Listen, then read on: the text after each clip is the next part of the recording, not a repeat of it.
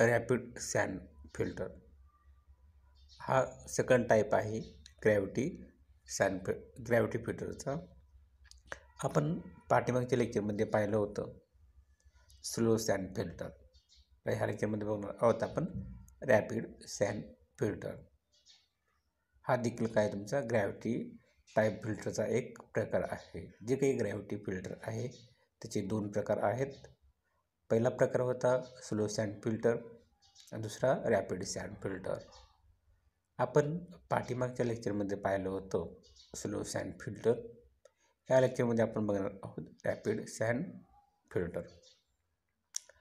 तर आता सुरुवातीला रॅपिड सँड फिल्टर शिकते वेळेस आपल्याला जी काही डायग्राम आहे ती डायग्राम व्यवस्थित बघून घेतलं पाहिजे. जे काही ह्या डायग्रामला नावं दिलेली आहेत ते नावं आपण व्यवस्थित बघितलं पाहिजे. तर ह्याच्यामध्ये तुम्हाला असं दिसून येईल की इथे तुमचं काय आहे इनलेट वॉल्व आहे. त्यालाच इन्फ्लंट वॉल्व देखील म्हणलं जातं. हे झाले इथं इनलेट वॉल्व. त्यानंतर तुम्हाला इथं दिसेल इनलेट चेंबर. त्यानंतर तुम्हाला इथं दिसेल air compressor unit. Water storage दिसेल. हे जे वॉटर स्टोरेज जेव्हा बॅकवॉशिंगच्या वेळेस ते युटिलाइज केलं जातं हे वॉटर स्टोरेज. पुन्हा फिल्टर मीडिया हा सँडपासून बनलेला असतो. बेस मटेरियल जे की ग्रॅव्हल काय आपलं बेस मटेरियल आहे आणि जे की वॉश वॉटरची जी काही डेप्थ आहे ती डेप्थ इथं बॅकवॉशिंगच्या वेळेस किती डेप्थ लागते ते वॉटर. आणि ही जी काही लेवल आहे ही काय तुमची वॉटर लेवल आहे. जेव्हा आपण फिल्टरिंग करते वेळेस वॉटर लेवल इथपर्यंत आपण पुट करतो ह्या लाईनपर्यंत. आणि जेव्हा आपलं वॉशिंग करायचं आहे तर तेव्हा आपण फक्त लेवल इथपर्यंत ठेवतो पाण्याची. वॉशिंगच्या वेळेसची लेवल इथं तुम्हाला दोन लेवल दिलेले आहेत वॉटरच्या. ह्याच्यातली जी काही टॉप लेवल आहे ही लाईन ही काय water level while filtering. Filter करते वेळेस ही वॉटरची लेवल इतकी मेंटेन केलं पाहिजे. आणि जेव्हा आपण हे रॅपिड सँड फिल्टर क्लीन करतो तेव्हा पाण्याची पातळी इतकी असली पाहिजे ह्या लेवलपर्यंत. पुन्हा याच्यानंतर इथं हे आहेत अंडर ड्रेनेज. या ठिकाणी अंडर ड्रेनेज मला इथं सर्क्युलर दिसतं अंडर ड्रेनेज. आणि अंडर ड्रेनेजला हे जे काही अंडर ड्रेनेज आहेत ते सेंट्रल ड्रेनेजला काय केलेलं आहे कनेक्ट केलेले असतात. पुन्हा इथं तुम्हाला दिसेल यामध्ये फिल्टर स्टोर्ड वॉटर आहे जे की जेव्हा वॉटर तुमचं काय करेल ह्या इनलेट चेंबरमध्ये येईल. इनलेट चेंबरमध्ये आल्यानंतर ते पाणी काय होईल जे काही फिल्टर मीडिया आहे त्या फिल्टर मीडियामधून पास होईल. फिल्टर मीडिया कशापासून बनलेला आहे सँडपासून बनलेला आहे. मग त्या सँडमधून ते वॉटर काय होईल पास होईल. मग सँडमधून वॉटर पास झाल्यानंतर ते वॉटर नंतर कुठं पास होईल तुमचं ग्रॅव्हलमध्ये पास होईल. ग्रॅव्हलमधून वॉटर पास झाल्यानंतर ते पाणी तुमचं जे काही लॅटरल ड्रेन्स आहेत त्यामध्ये ॲडमिट होईल. त्यामध्ये तुमचं वॉटर जाईल. मग त्या लॅटरल ड्रेन्समध्ये वॉटर गेल्यानंतर ते पाणी काय होईल सेंट्रल ड्रेनमध्ये जाईल. आणि सेंट्रल ड्रेनवरून वॉटर काय केलं तुमचं ते पाणी ह्या इकडे पाठवलं जाईल. म्हणजे ही वॉटर स्टोरेज टँक आहे. फिल्टर वॉटर स्टोरेज टँकमध्ये ते पाणी शेवटी फिल्टर झाल्यानंतर इथं जमा होऊन जाईल.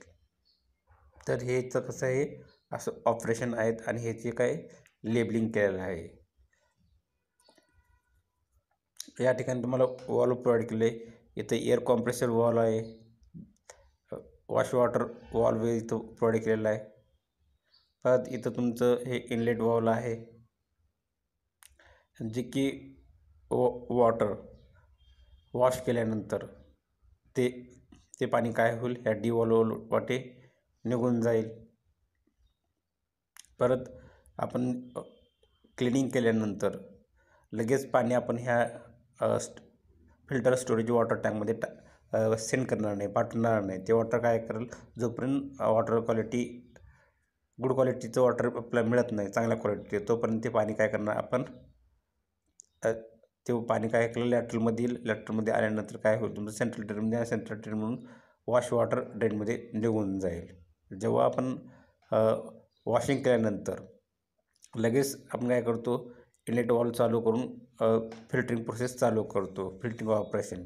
मग त्या फिल्टरिंग ऑपरेशन चालू केल्यानंतर जे काही सुरुवातीला जे काही पाणी येतं, आपण पाणी फिल्टर झाल्यानंतर लगेच आपण ह्या टँकमध्ये पाठवणार नाही. काय करू, थोडा वेळ आपण ते पाणी, सुरुवातीचं पाणी फिल्टर झाल्यानंतर काय करतो, आपण ह्या वॉश वॉटर ड्रेनमध्ये पाठवून देतो. जरी फिल्टर चालू केल्यानंतर जेव्हा आपण क्लिअर पाणी इथं यायला लागलं तेव्हा काय करतो, इथली वॉल्व जी आहे ह्याच्यावरची ही वॉल्व काय करतो, आपण बंद करतो आणि पाणी आपण ह्याच्यामध्ये फिल्टर वॉटर स्टोरेज टँकमध्ये पाठवतो. मग ही काय पूर्ण डायग्राम आहे स्लो रॅपिड सॅन फिल्टरची. आणि हे जे काही कंपोनंट्स आहेत परत एकदा बघू आपण याच्यामध्ये कोणते कोणते मेन कंपोनंट आहेत. तर हे जे काही रेक्टँग्युलर टँक आहे, ह्या रेक्टँग्युलर टँकला म्हणलं जातं एन्क्लोजर टँक. याच्यानंतर जे काही सँडचा लेअर जो आहे त्याला म्हटलं जातं फिल्टर मीडिया म्हटलं जातं. आणि जो ग्रॅव्हलचा लेअर आहे, जो ग्रॅव्हलचा थर आहे, त्या थराला म्हटलं जातं बेस मटेरियल.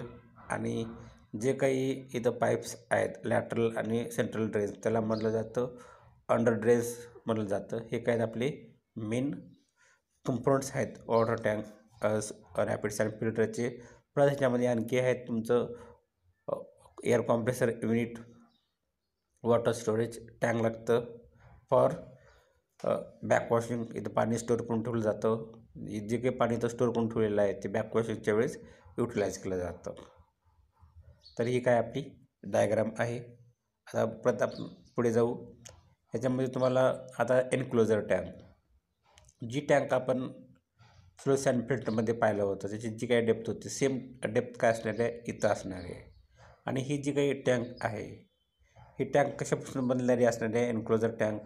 जी काही ही जी काही टँक आहे एन्क्लोजर टँक फर्स्ट कंपोनंट ते तुमचं काय आहे, एकतर स्टोन मॅसनरीचं असेल किंवा ब्रिक मॅसनरीचं असेल किंवा कॉन्क्रीटपासून ही टँक बनलेली असणार. आणि ह्याची ही जी काही डेप्थ ह्या टँकची ही डेप्थ असणार आहे तुमची 2.5 ते 3.5 इतकी याची ह्या रेंजमध्ये ही काय असणार आहे डेप्थ असणार आहे. आणि याचा जो काही सरफेस एरिया आहे जे की आपण स्लो सॅन फिल्टरमध्ये पाहिलं होतं, याचा जेव्हा आपण ह्याचा टॉप व्ह्यू बघितला असाल तर याचा जो काही सरफेस एरिया आहे तो असणार आहे तुमचा 20 ते 50 मीटर स्क्वेअर इतका ह्याचा काय असणार आहे एरिया असणार आहे. जेव्हा आपण ह्याला टॉपवरून बघितल्यानंतर तुम्हाला असा रेक्टँग्युलर दिसेल फक्त.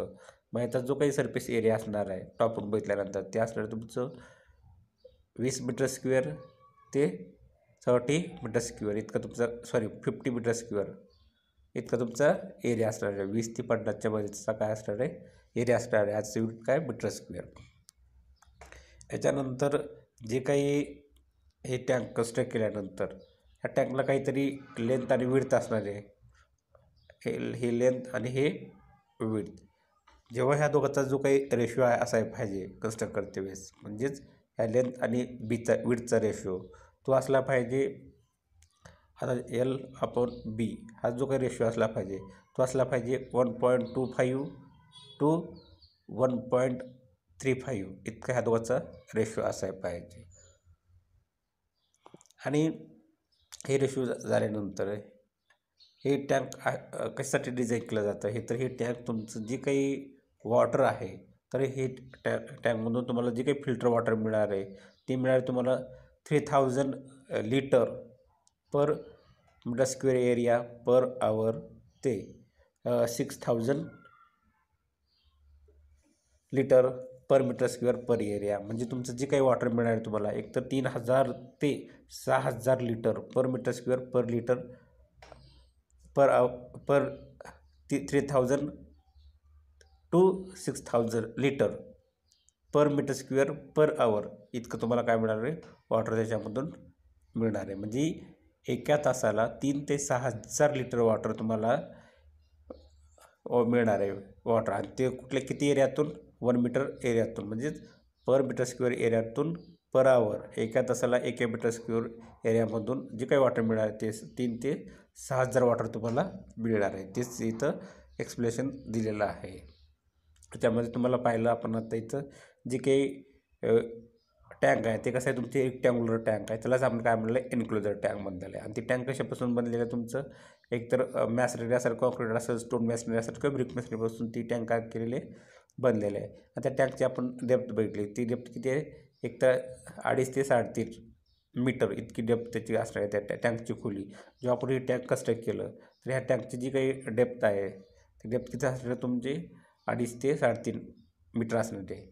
आता जो काही सरफेस एरिया आहे, म्हणजे जेव्हा आपण प्लॅन केल्यानंतर त्याला काय असेल, टँकला वरून पाडल्यानंतर तुम्हाला असं सरफेस एरिया दिसेल. ह्या टँकचा सरफेस एरिया 20 ते 50 मीटर स्क्वेअर आहे. आणि जेव्हा याचं जी काही लेंथ आणि विड्थ आहे, याचा जो काही रेशिओ असेल ते असेल 1.25 टू 1.35 इतकं याचं काय असणार आहे, रेशिओ असणार आहे.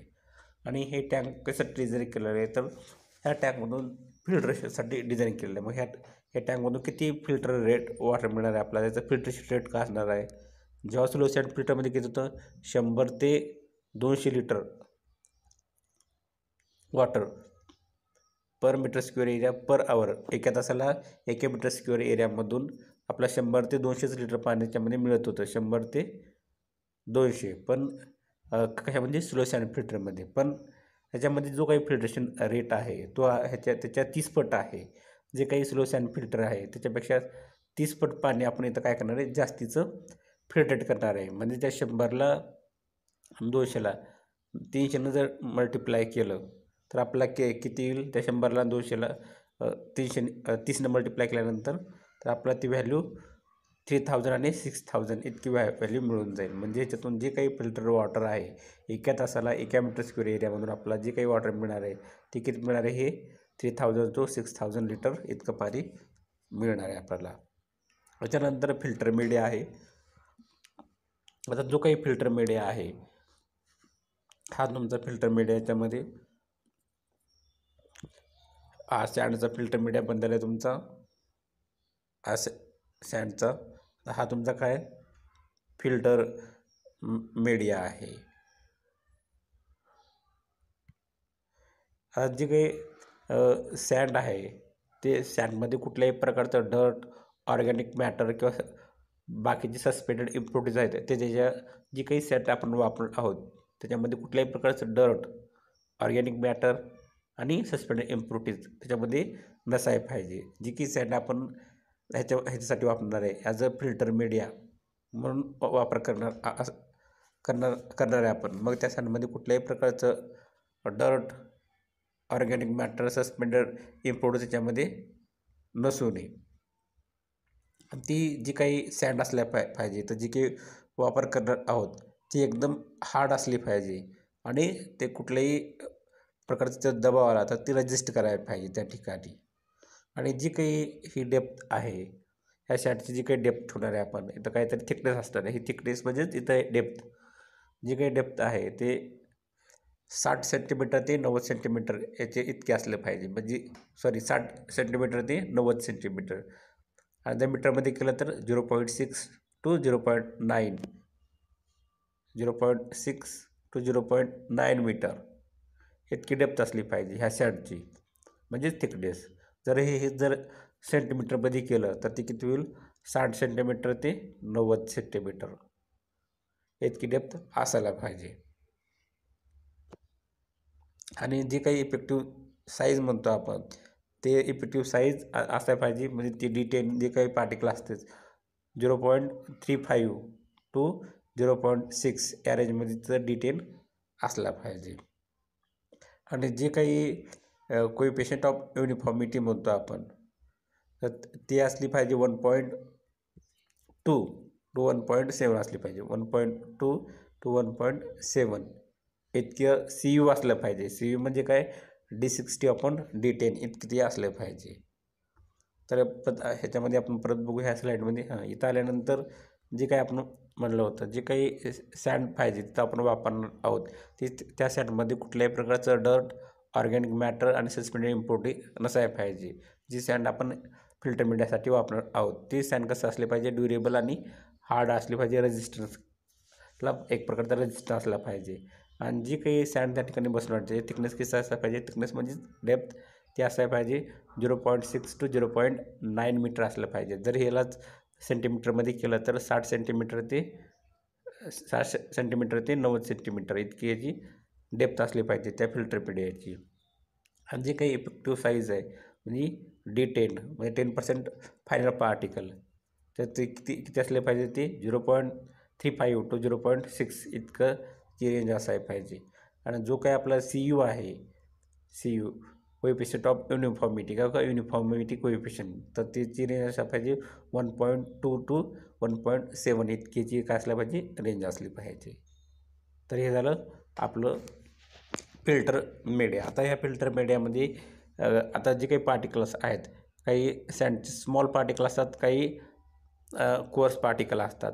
मग जे काही स्मॉल पार्टिकल्स आहेत ह्याच्यामध्ये जे काही टॉप आहे, ह्या टॉपला आपण काय करायला पाहिजे, प्लेस केलं पाहिजे. आता जे काही ह्याच्यामध्ये जे काही सँड आहे, ह्या सँडमध्ये काही सर्व पार्टिकल एकसारखेच नसणार आहे. ह्याच्यामध्ये वेगवेगळे पार्टिकल का असणार आहे, प्रेझेंट असणार आहेत ह्या सँडमध्ये. मग जे स्मॉल पार्टिकल आहे तर काय करायचं, ती टॉप लेअरमध्ये प्लेस करायचं. आणि जे कोर्स पार्टिकल्स आहेत मग ते काय करायचं, बॉटम लेअरला ह्या जे काही सँडची डेप्थ आहे त्याच्यामध्ये प्लेस करायचं. तर त्या ठिकाणी आपला क्लिअर वॉटर त्यामुळं मिळून जाईल. तर ह्याची ही अरेंजमेंट अशा पद्धतीनं करायचं सँडमध्ये. तुमचा बेस मटेरियल. आता जे काही बेस मटेरियल आहे ते आपलं काय आहे, ग्रॅव्हल आहे.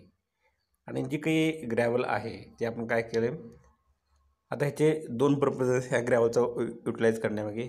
आणि ह्याचं जे काही डेप्थ आपण ठेवलेली आहे ते 60 ते 90 सेंटीमीटर ह्या डेप्थ. हे जे काही ग्रॅव्हल आहे, जी काही डेप्थ म्हणजे थिकनेस जी आहे याची, ती किती आहे, 60 ते 90 सेंटीमीटर आहे. मग ह्याच्यामध्ये काय असणार आहे, जे काही ग्रॅव्हल आहेत ते काही सर्व काही एकसारखेच नसणार आहेत.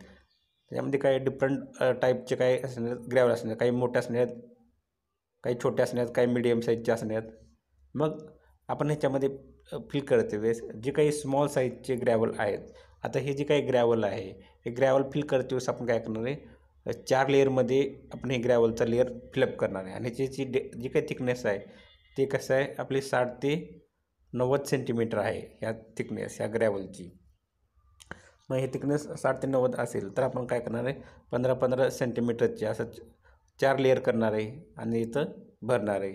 जे स्मॉल साईज पार्टिकल आहेत ते काय करणार आहे, आपण टॉप लेअरमध्ये भरणार आहे. त्याच्यापेक्षा कोर्सर साईजचे मोठ्या साईजच्या खाली भरणार आहे आणि त्याच्यापेक्षा मोठ्या साईजच्या ह्याच्या खाली भरणार आहे. म्हणजेच जे काही आता हे आहेत, आता फॉर एक्झाम्पल इथं जे काही ग्रॅव्हल लेअर असं समजू आपण, ही डायग्राम मी बाहेरच काढतो आहे. तर इथं काय करणार आहे, मी 3 ते 6 सेंटीमीटर MM जे पार्टिकल आहेत मी ह्या लेअरमध्ये भरणार आहे. आणि 6 ते 12 MM जे काही पार्टिकल आहे मी ह्या लेअरमध्ये भरणार आहे. आणि 12 ते 20 जे आहेत तर आपण ह्या लेअरमध्ये भरणार आहे. आणि चौथा लेअर जो राहिला तर 20 ते 50 MM साईजचे जे काही ग्रॅव्हल आहे असं खालच्या लेअरमध्ये म्हणजे बॉटमच्या लेअरमध्ये भरणार आहे. असं हे आपण हे जे काही 60 सेंटीमीटरचं जे थिकनेस आहे याच्यामध्ये आपण भरणार आहे. तर हे झालं आपलं base material. Objects of under drainage system. आता जे काही अंडर ड्रेनेज सिस्टीम आहे त्याचं मेन ऑब्जेक्ट काय आहे, ते काय करतं, जेव्हा वॉटर तुमचं सुरुवातीला तुमचं वॉटर काय होईल, सँड लेअरमधून पास होईल म्हणजे बेस मटेरियलमधून पास होईल. बेस मटेरियलमधून वॉटर पास झाल्यानंतर कुठून पास होईल, फिल्टर मीडियामधून पास झाल्यानंतर वॉटर कुठून पास होईल, बेस मटेरियलमधून पास होईल म्हणजेच ग्रॅव्हलमधून पास होईल. मग ग्रॅव्हलमधून पास झालेलं वॉटर काय केलं जाईल, ह्या तुमच्या लॅटरल ड्रेनमध्ये कलेक्ट केलं जाईल. म्हणजे त्याचा मेन जो काही उद्देश आहे तुमचा त्या लॅटरल ड्रेनचा, तर ते काय करतं, तुमचं जे काही वॉटर आहे ते वॉटर काय करतं, त्यांनी कलेक्ट करतं. जे काही लॅटरल ड्रेन्स आहेत त्याच्यामध्ये इथं होल्स असतात, परफोरेटेड होल्स, त्या परफोरेटेड होलमधून वॉटर काय केलं जातं, त्या लॅटरल ड्रेनमध्ये कलेक्ट केलं जातं. परत it provide uniform distribution of backwash water without disturbing or upsetting gravel layer and filter media. आता परत काय होईल, आता जे काही आपल्याकडे लॅटरल्स आहेत, जेव्हा बॅकवॉशिंग करते वेळेस वॉटर काय होईल तुमचं ह्या लॅटरलमध्ये येईल आणि याच्यावरती जे काही होल्स आहेत ह्याच्यावरती वर काय पाणी काय येईल, बाहेर येईल आणि ह्याच्यातून ग्रॅव्हलमध्ये जाईल. ग्रॅव्हलमधून म्हणजे सँडमध्ये पाणी हे जाईल. सँडमधून परत तुमचं पाणी वर आल्यामुळं ते परत इनलेट चेंबरमध्ये येईल. म्हणजे आपण उलटी प्रोसेस करतो आहे ह्याच्यामध्ये. बॅकवॉशिंग म्हणजे काय, उलटी प्रोसेस करतो. याच्यामध्ये पाणी जे काही आपण स्टोरेज टँक आहे त्याच्यामधून पाणी कशामध्ये घेणार आहे, लॅटरलमध्ये घेणार आहे. लॅटरलमधून पाणी काय होणार आहे, तुमचे जे काही होल्स असतात ह्या पाईपवरती, त्याला परफोरेटेड होल, त्याच्यावरती पाणी काय होईल, तुमचं ग्रॅव्हलच्या बेस मटेरियलमध्ये जाईल. त्या बेस मटेरियलमध्ये जाईल. बेस मटेरियलमधून फिल्टर मीडियामध्ये तुमचं पाणी जाईल आणि फिल्टर मीडियामधलं जे काही त्यामध्ये फिल्टर मीडियामध्ये जे इम्प्युरिटीज टॅप झाल्या होत्या ते काय होईल, पाण्यामुळं निघून जातील. आणि निघून गेल्यामुळे ते इम्प्युरिटी काय होतील, इनलेट चेंबरमध्ये जाऊन पडतील. मग इनलेट चेंबरमधून आपण ते काय करणार, काढून घेणार आहे. तर याचं दोन गोष्टीसाठी युटिलाइज केलं जातं. आणि स्लो सॅन फिल्टरमध्ये जे काही लॅटरल ड्रेन्स आहे त्याचं फक्त एकच फंक्शन असतं. काय काय असतं, to collect filter water uniformly over the area of gravel. फक्त पाणी कलेक्ट करायचं त्या फिल्टरमध्ये, एवढं त्याचं फंक्शन होतं. आता हे काय तुमचं एक व्ह्यू आहे रॅपिड सँड फिल्टरचं, जे काही अंडर ड्रेनेज सिस्टीम आहेत. आता जे काही टँक आहे तर हे तुम्ही पाहिलं असेल. आता ह्याच्यामध्ये ह्या डायग्राममध्ये तुम्हाला क्लिअर दिलेलं आहे. इथं तुमचं काय आहे, फिल्टर मीडिया आहे. हे काय तुमचं बेस मटेरियल आहे ग्रॅव्हलपासून. आणि हे काय तुमचे लॅटरल ड्रेन्स आहेत. आता इथं परपोर्टेड लॅटरल ड्रेन्स प्रोव्हाइड केले आणि हे तुमचं सेंट्रल ड्रेन आहे. म्हणजे इथं तुम्हाला क्लिअर कळून जाईल, जेव्हा आपण वॉटर ह्याला अप्लाय केलं तर वॉटर काय होईल, तुमचं ह्या सँडमधून पास होईल. सँडमधून पास झालं तुमच्या ग्रॅव्हलमध्ये पास होईल. ग्रॅव्हलमध्ये पास झाल्यानंतर ह्या लॅटरल ड्रेनमध्ये पाणी तुमचं जाईल. लॅटरल ड्रेन म्हणजे सेंट्रल ड्रेनमध्ये. असं तुमचं पाणी. आणि सेंट्रल ड्रेनमधून ते फिल्टर स्टोरेज वॉटर टँक आहे, तिथून पाणी तिकडे हे जाईल. आणि बॅकवॉशिंगमध्ये ह्याच्यामध्ये एक बॅकवॉशिंग कन्सेप्ट असते रॅपिड सँड फिल्टरमध्ये. ते ह्याच्यामध्ये काय केलं जातं, जे काही वॉटर आहे ह्या सेंट्रल ड्रेनमधून कुठं जाईल, तुमचं ह्या लॅटरल ड्रेनमध्ये. आणि लॅटरल ड्रेनमधून या ग्रॅव्हलमध्ये जाईल. ग्रॅव्हलमधून सँड लेअरमध्ये जाईल. ह्याच्यातले जे काही इम्पोर्टेड टॅप झाल्या होत्या, वर जमा झाल्या होत्या, ती पाण्यामुळं काय होतील, निघून ह्या टॅपमध्ये पडतील. आणि मग ती आपण काय करणार, हे मग इनलेटमध्ये चॅम्बरमध्ये येतील, तर आपण ते पाणी डर्टी वॉटर काढून घेणार आहे. आता आपण स्लो सॅन फिल्टरमध्ये फक्त परफोरेटेड पाईप बसवलं होतं. पण ह्याच्यामध्ये जे काही पाईप्स आहेत आपण दोन पद्धतीनं प्रोव्हाइड करू शकतो. एक परफोरेटेड पाईप ते पण प्रोव्हाइड करू शकतो. आणि दुसरं तुमचं पाईप विथ स्ट्रेनर. आता इथं काय तुमचं पाईप विथ स्ट्रेनर बसवलेलं आहे. परफोरेटेड पाईप आपण ऑलरेडी बघितलेला आहे, म्हणजे फक्त पाईप असणार त्याच्यामध्ये. परत अगोदर ते बघू. या पाईप आहे आणि या पाईपवरती काय असणार, होल्स असणार, ते पाईप. किंवा आता दुसरा एक टाईप आहे लॅटरल ड्रेन्स विथ स्ट्रेनर. जे काही पाईप्स आहेत, पाईप्स अँड स्ट्रेनर सिस्टीम ह्याच्यामध्ये अरेंज आहे. ही काही तुमचं पाईप आहे प्लस स्ट्रेनर सिस्टीम ह्याच्यामध्ये आहे. अशा प्रकारचे स्ट्रेनर याच्यामध्ये बसवलेले आहेत. आणि इथं काय तुमची या स्ट्रेनरला होल्स असतात. जे काही वॉटर ग्रॅव्हलमधून पास होईल ते वॉटर काय होईल, ह्या होल्सवाटे ॲडमिट होईल लॅटरल ड्रेनमध्ये. तर ही पाईप काय तुमचं पाईप विथ स्ट्रेनर म्हणलं जातं ह्या सिस्टीमला. तर ह्याच्यामध्ये दोन प्रकारचे पाईप बसवले जातात रॅपिड सँड फिल्टरमध्ये. एक परफोरेटेड पाईप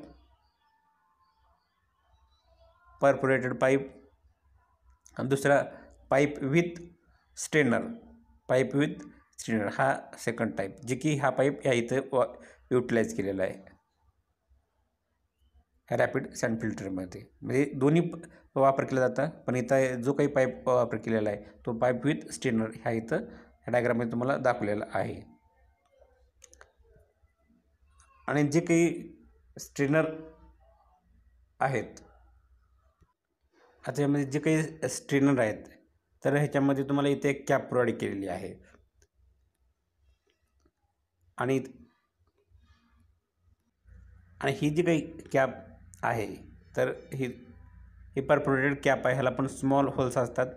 आणि हा जो काही स्ट्रेनर पाईप आहे, एंटायर स्ट्रेनर पाईप, तर हा तुमचा ब्रास पाईप आहे.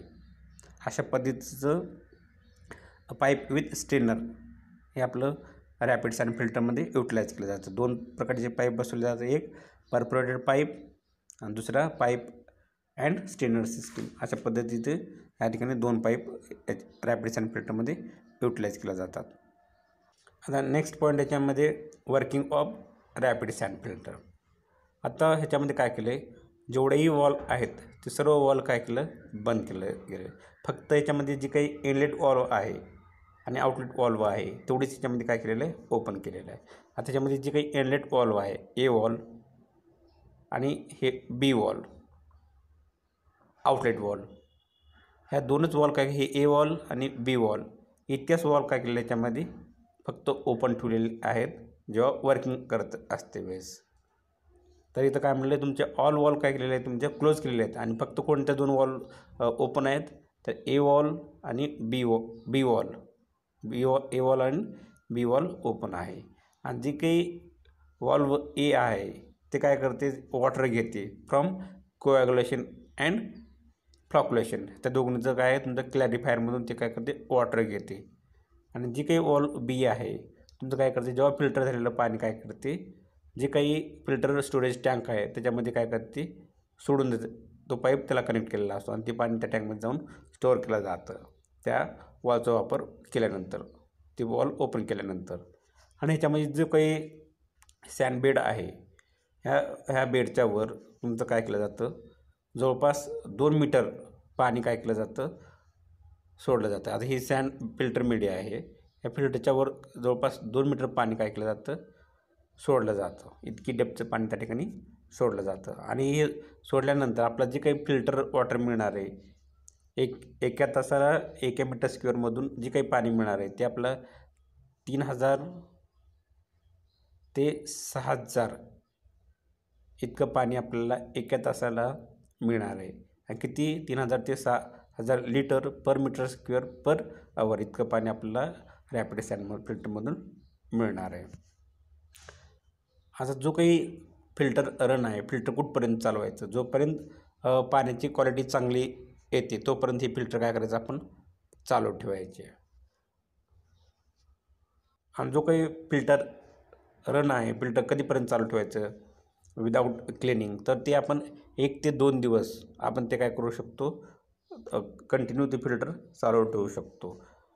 जर ते वाटलं आपल्याला तिथं काहीतरी आता भरपूर इम्प्युरिटी त्या ठिकाणी ॲक्युमुलेट झालेले आहेत, तर ते फिल्टर आपण काय करू शकतो, त्याला क्लिनिंग करावं लागतं. आणि ह्याच्यामध्ये जे काही कन्सेप्ट आहे बॅकवॉशिंग, तर त्याचं मेन ऑब्जेक्टिव्ह काय आहे तुमचं, to remove accumulated particles on surface आणि विदिन द फिल्टर मीडिया. तर बॅकवॉशिंग केल्यामुळं काय होईल, आपला जी काही सँड आहे ह्या सँडच्या वरती आणि सँडच्या आतमध्ये जे काही इम्प्युरिटीज ट्रॅप झालेल्या होत्या किंवा जाऊन बसलेल्या होत्या किंवा कलेक्ट झालेल्या होत्या, काही संचित झाल्या होत्या, ते काय होईल, बॅकवॉशिंग केल्यामुळं, खालून पाणी सोडल्यामुळं ते काय होईल, ते पूर्ण टॉपला येऊन कलेक्ट होतील. आणखी पाणी सोडल्यामुळे ते पाण्याची पातळी येऊन हे काय होईल, ह्या इनलेट चेंबरमध्ये ते येऊन डर्टी मटेरियल त्या ठिकाणी इम्प्युरिटीज पडतील. आणि ते काय करायचं, आपण जे काही डी वॉल्व आहे ती ओपन करून हे पाणी डर्ट झालेलं आपलं वॉश वॉटर ड्रेनमध्ये टाकायचं किंवा वॉश वॉटर ट्रकमध्ये ते घेऊन जायचं पाणी. अशा पद्धतीनं आपण त्याला क्लीन करू शकतो. आता तुमची नेक्स्ट कन्सेप्ट आहे backwashing. Filter is backwash when head loss through it has reached the maximum permissible. आता जेव्हा तुमचं हेड लॉस एक मॅक्झिमम परमिसिबल रेंजपर्यंत जर पोचला असेल, तर त्या केसमध्ये आपण काय करायला पाहिजे, जे काही फिल्टर आहे तो स्टॉप करून आपण त्याला काय करायला पाहिजे, क्लीन करायला पाहिजे. तर ही बॅकवॉशिंग काय, तुमची क्लिनिंगची एक प्रोसेस आहे. मग ह्याच्यामध्ये काय केलेलं आहे, तुमचं जे काही ह्याच्यामध्ये एअर कॉम्प्रेसर असणार आहे, ह्याच्यामध्ये तुम्ही पाहिलं असेल एअर कॉम्प्रेसर. ह्याच्यामध्ये तुम्हाला ही बॅकवॉशिंग करते वेळेस तुम्हाला काय करावं लागेल, तुमच्या सर्व वॉल क्लोज ठेवावं लागेल. फक्त 2च वॉल चालू असतील, ते म्हणजे एफ वॉल म्हणजे एअर कॉम्प्रेसरची वॉल आणि वॉटर स्टोरेजची टँकची वॉल, इतके 2च वॉल ह्याच्यामध्ये स्टार्ट असतील. ह्याच्यामध्ये जी काही वॉटर स्टोरेज टँकमधून पाणी काढेल या सेंट्रल ड्रेनमध्ये येईल, सेंट्रल ड्रेनमधून लॅटरमध्ये ग्रॅव्हल आणि ग्रॅव्हलमधून सँडमध्ये ते पाणी जाईल आणि ते पाणी इथं ओरून असं निघेल. मग ह्याच्यामधले जे काही ट्रॅप झालेले मटेरियल आहे त्याच्यामध्ये जे काही स्मॉल पार्टिकल सँड ग्रॅव्हलमध्ये जाऊन बसले आहेत, मग ते कसं करणार, तर आपण त्याला एअर सप्लाय केल्यामुळं ते काय होतील, एजिटेट होतील, म्हणजे ते काय होतील, टॉपला येऊन निघून जातील. आणि वॉटर इकडून सोडल्यामुळं ते काय होईल, वॉटरसोबत कॅरी होऊन जातील. अशा पद्धतीनं आपण काय करू शकतो, बॅकवॉशिंग करू शकतो. बॅकवॉशिंग करण्यासाठी आपल्याला जे काय आपण वॉटर हे करतो, फिल्टर करतो, त्या फिल्टरच्या 2 ते 4% पाणी आपलं काय कशासाठी लागतं, फॉर बॅकवॉशिंग पर्पजसाठी आपलं रिक्वायर्ड आहे. तर ही आपली काय झाली कन्सेप्ट ऑफ बॅकवॉशिंग.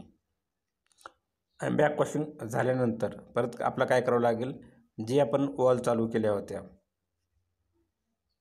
आणि याच्यामध्ये आणखी एक वॉल आपण जे काही वॉल चालू केले होते हे वॉल काय करावं लागेल, आपल्याला बंद करावं लागेल. आणि ही वॉल चालू केल्यानंतर याच्यातलं जे काही ह्या इनलेटमध्ये जे काही डर्ट वॉटर आलेलं आहे ते काय केलं, वॉश वॉटरकडे कॅरी होऊन जाईल.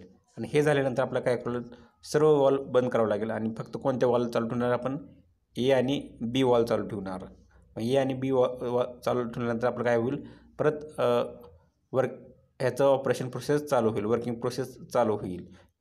म्हणजे वॉटर ह्या इनलेट चेंबरमध्ये येईल आणि इनलेट चेंबरमधून सँडमध्ये तुमचं वॉटर काय होईल, पर्क्युलेट होईल सँडमधून ग्रॅव्हलमध्ये, ग्रॅव्हलमधून तुमचं वॉटर लॅटरल ड्रेनमध्ये येईल, लॅटरल ड्रेनमधून सेंट्रल ड्रेनमध्ये, सेंट्रल ड्रेनमधून तुमचं वॉटर काय केलं जातं, या बी वॉल ओपन करून तुमचं फिल्टर वॉटर स्टोरेज टँककडे घेतलं जातं. पण हे घेण्याच्या अगोदर जेव्हा तुम्ही सुरुवातीला चालू केलं कधी सुरुवात म्हणजे तुम्ही क्लिनिंग केल्यानंतर लगेच वॉटर तुम्ही ह्या टँकमध्ये पाठवू शकणार नाही.